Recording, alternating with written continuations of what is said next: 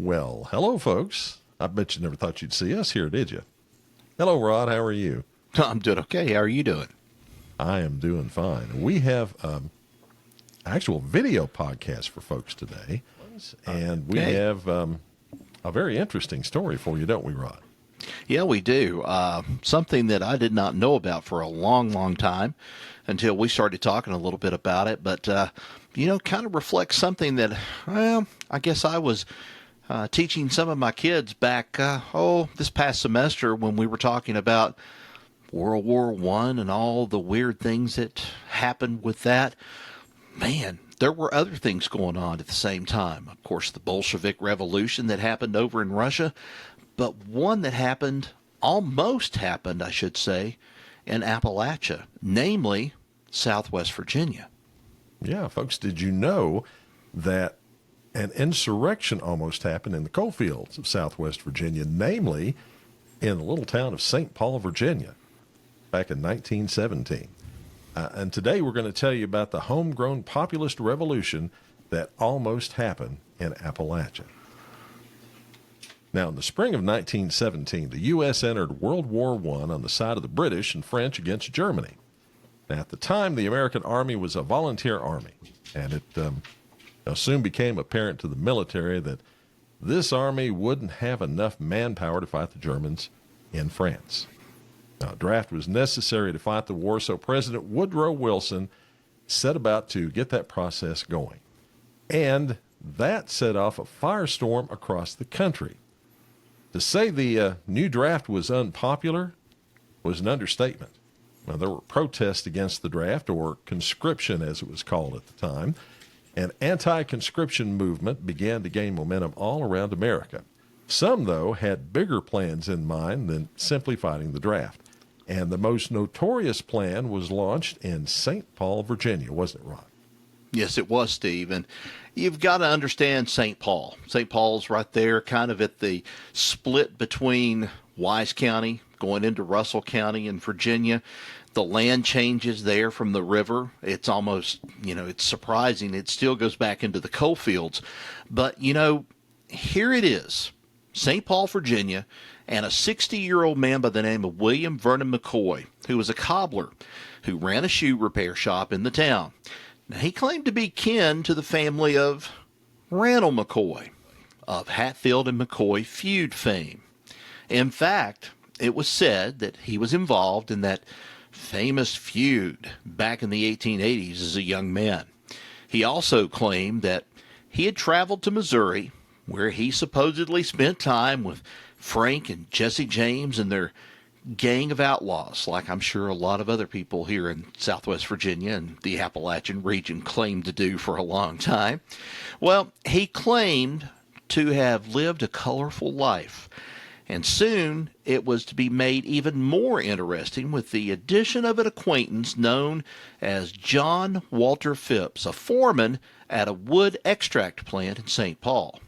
Now, Phipps, referred to as General Phipps, and McCoy were opposed to the new draft laws, much like a lot of other people in America. They were also opposed to the military, those who held vast tracts of Appalachian land, the government, and yes, the wealthy. Well, folks, they soon came up with a plan to not only end the draft, but also to change the world, starting with their corner of Appalachia. They started to gather like-minded folks in the area into a militia, one that would blow up bridges, railroad tunnels, communications facilities, public buildings, things like that.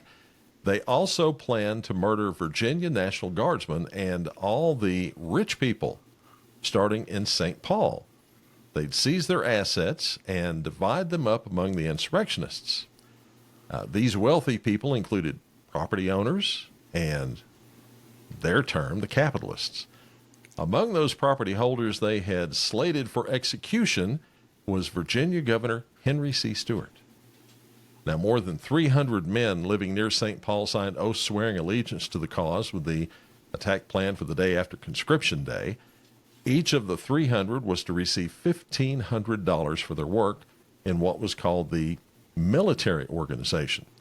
Now, these men met regularly at a cabin in the mountains near St. Paul, which is where they signed their oaths of allegiance. The members went so far as to use coded messages to communicate among themselves, similar to the way guerrilla groups did during the Civil War. Now, Rod, here's the text from the oath the men signed and swore to uphold.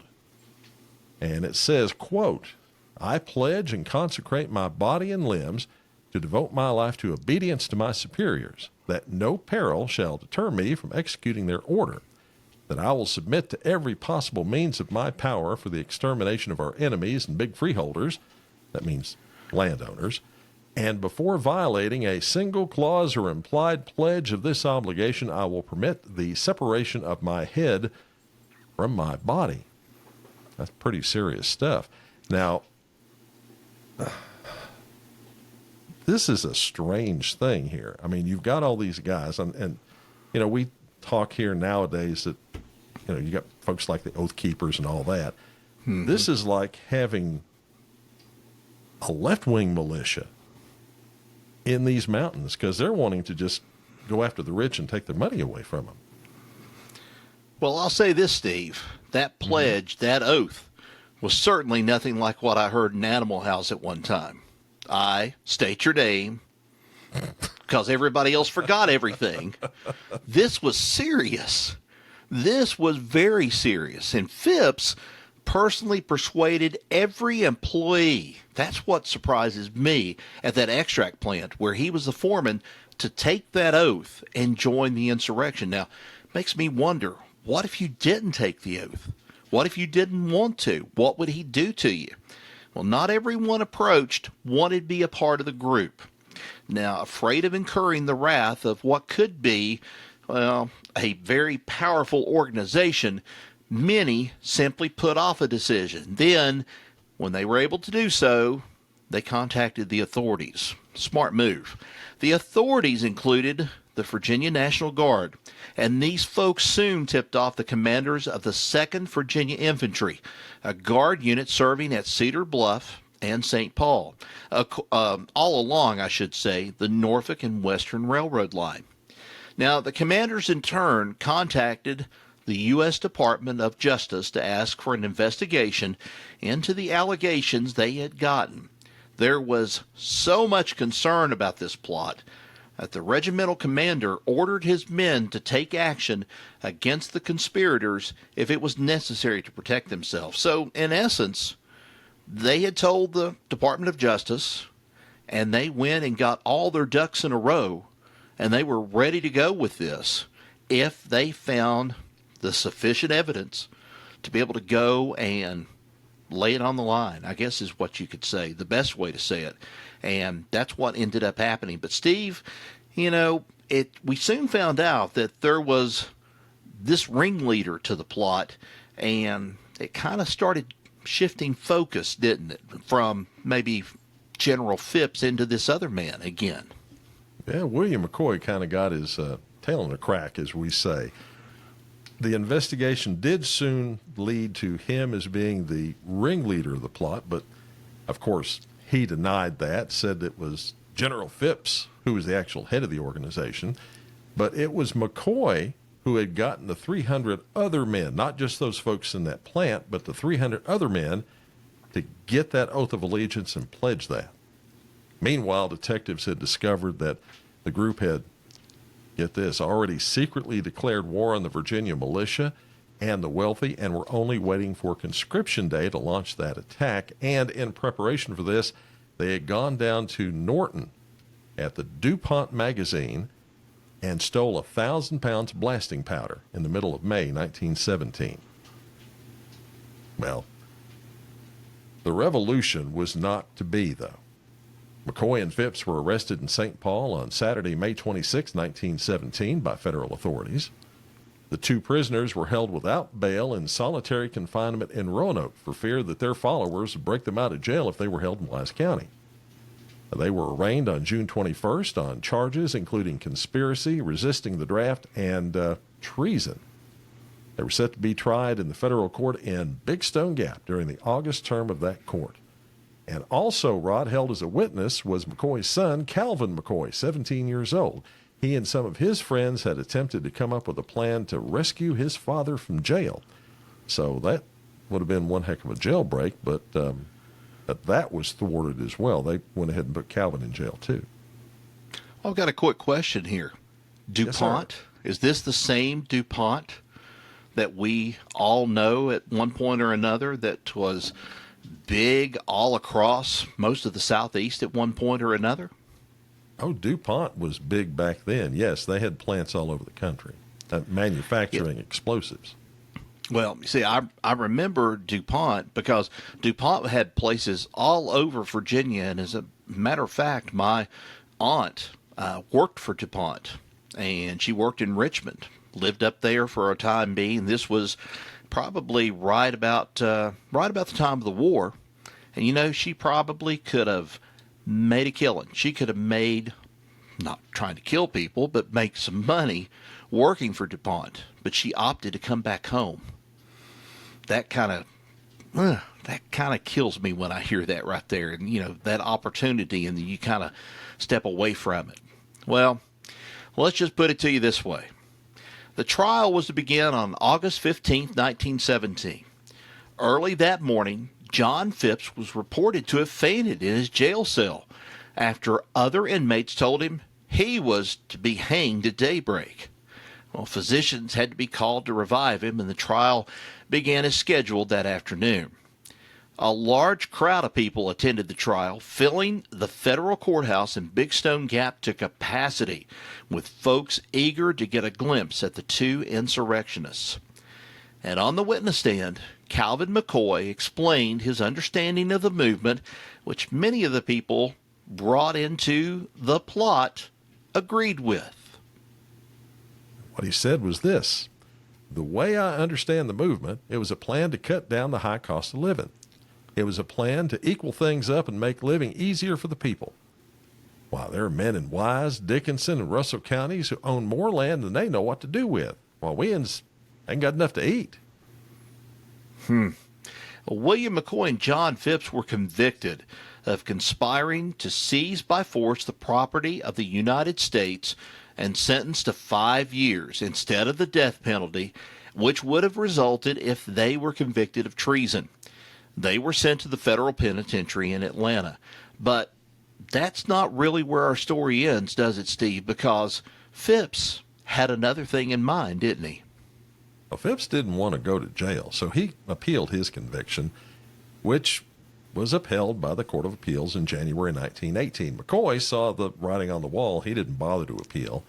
But at that point, John Phipps disappears from the pages of history. William Vernon McCoy, though, returned to Virginia after a sentence was served, and he died at age 67 on May 18th, 1925. And tragically, and I don't know why this happened or how this happened, his son Calvin McCoy died in 1923, when he would have been just 23 years old, although, as I said, we don't know his cause of death. You know, what's so interesting about this kind of starts bringing back memories at one time or another that I've heard. I guess it was passed down to me through my dad, my mom, talking about labor unions in Appalachia, Southwest Virginia, because a lot of people associated labor unions with the Bolshevik Revolution in 1917. And they said they were communist. These groups are communist about labor and so forth. Furthest thing from the truth. But that just goes to show you how these tales and how things quickly get generated in areas like Appalachia, and people start to believe them. But here's my big question. Where did you find all of this stuff? I mean, newspaper, court papers, where did you find it? Where I always find this stuff in the newspapers. I mean, you just have to go back and take a look at some of this stuff and just plod through those old newspapers. And every now and then you find a nice gem like this that you never would have thought would have ever happened. Now, I will say that this all happened at the same time as the Russian Revolution. So it's quite likely that's what influenced these people to do this, because they're talking the same things that the Bolsheviks and the communists later talked about. What's really odd, and knowing Appalachia now, because we're very conservative area, that this kind of thing would have happened right here in central Appalachia. Wow. And another thing, too, what can we imagine? What can we think of if this thing had happened and the coverage of this thing today had been sensationalism? It would have been just unreal. Back then, yeah, it was a big deal, but I think it would be, well, let's put it this way. It's a lot like, in some ways, what happened on January 6th. A lot of big deal about this whole thing and stuff, and the way things have been played out. But maybe not with that kind of emotional, how can I say it, media flair that they probably throw in on some of these things. These reporters back in those days, they were really telling it exactly like it happened, the way it happened. Yeah, they were not. Just keep in mind that was the left-sided version of these things that happened back then. Yeah, absolutely. But yeah, if there had been TV back then, cable TV, cable news, yeah, it would have been just a crazy mess. As it was just the newspapers. They didn't even have radio back then, 1917. Right. So yeah, just a very interesting part of the history of Appalachia, and another one of the stories of Appalachia. Now, folks, be sure to subscribe to our audio podcast to get even more stories of Appalachia. You can do that on your favorite podcast app, or you can go over to our website, Stories of Appalachia. Now, we're on TikTok at Stories of Appalachia and on Instagram at Story Appalachia, where you'll find short video stories of Appalachia to watch. Till next we meet. Oh, and by the way, before I forget this, don't forget to subscribe to us here on YouTube as well. Go down below, click that subscribe button, and if you don't mind, give us a thumbs up too. We really appreciate that. Till next we meet, y'all take care. So long, everybody. So long.